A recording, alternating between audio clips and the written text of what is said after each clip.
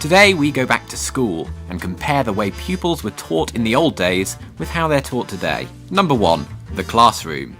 In past centuries, classes could contain up to 100 pupils, often only girls or only boys, because most of the schools were single gender. And the schools could be pretty strict. Students would sit politely on wooden benches for fear of caning. For writing, they'd have slates or inkwells. Today, schools educate both boys and girls, at least in most countries, and school equipment has taken a great leap forward. Pupils nowadays work with computers, overhead and video projectors, eat lunch in the cafeteria, and get their homework done under parental supervision. And classes today are much smaller compared to earlier days.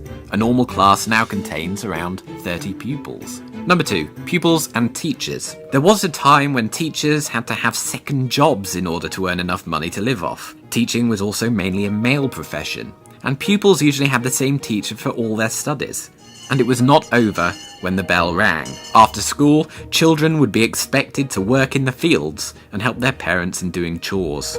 Well, you won't find pupils working in the fields after school today, and as a result, they have much more free time than they used to.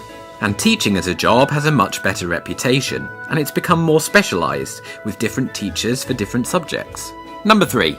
Education. Children usually have to go to school for 9 years. The teacher has a curriculum, but there's some variety in how they're taught, with group work, school trips, audiovisual projects, and so forth.